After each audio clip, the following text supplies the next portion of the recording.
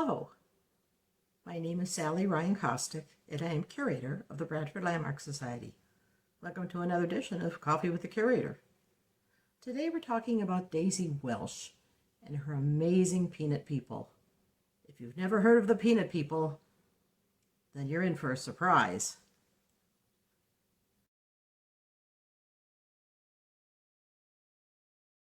Daisy Welch stands out as one of the most unique women that Bradford ever knew. She was a talented folk artist, but her skill was not in paints or pencil or watercolor, but in creating legions of tiny little people.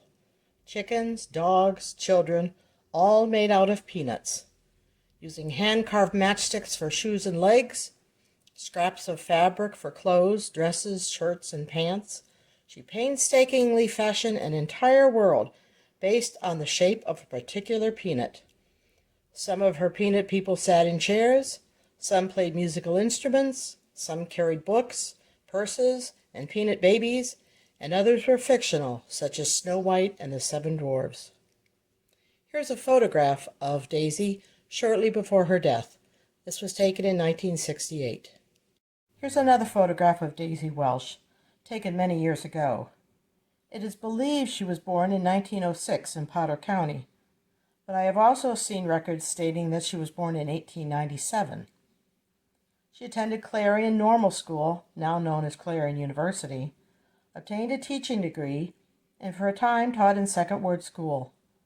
But she contracted polio, and one day someone brought her a bag of peanuts. The rest was history. She looked at the peanuts and realized they could be fashioned into little people, and so her life hobby began.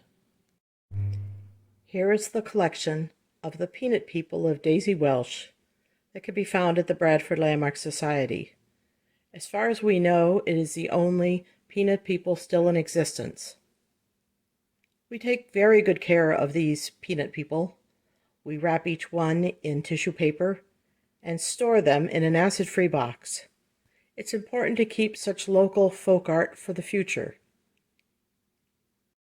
One of Daisy Welch's creations was an orchestra composed of peanut people. Originally, there were other players here, but we only have 3 of the original members still in existence.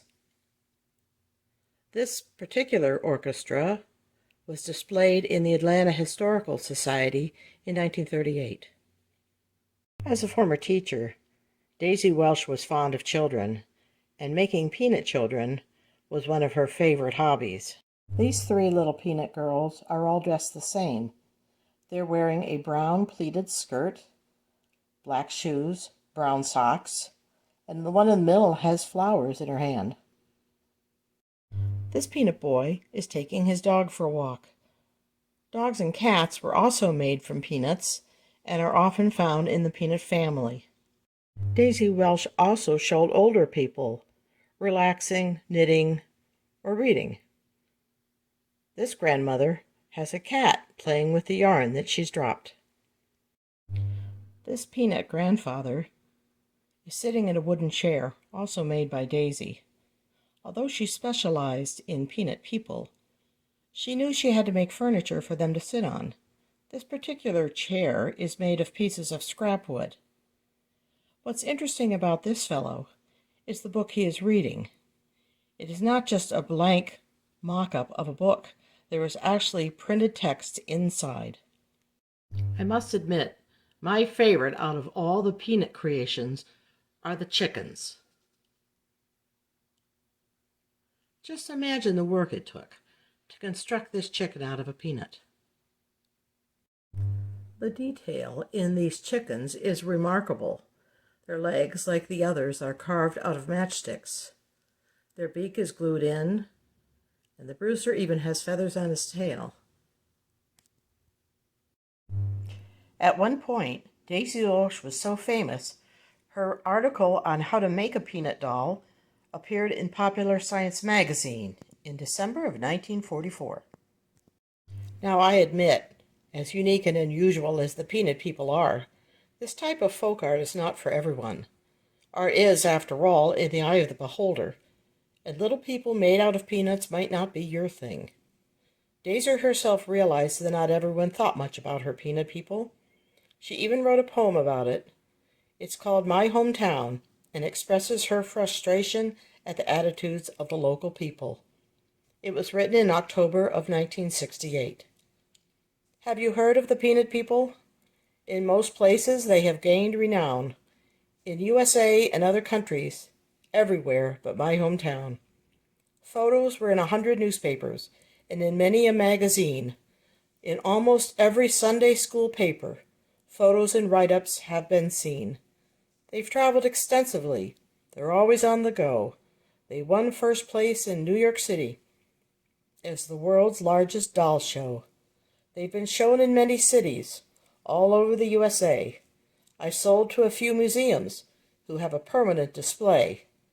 In hobby, art, and doll shows, they've won many a first prize. Because they look so very real, folks can hardly believe their eyes. I've received thousands of letters from all over the USA, heard from many foreign countries, sent dolls to Australia, far away. I can't display them in Bradford. The art club always turns me down. But I've had success in every place, except in my hometown. Everyone is famous in their own way. And Daisy Welch certainly was, even if she wasn't recognized for her creations in Bradford. So if you're looking for something to do, buy a bag of peanuts, or whatever inspires you. And maybe someday, the Bradford Landmark Society will have a collection of your creations as well. Who knows? Thank you for watching this edition of Coffee with the Curator, and look for future videos as we explore the amazing collection of history at the Bradford Landmark Society.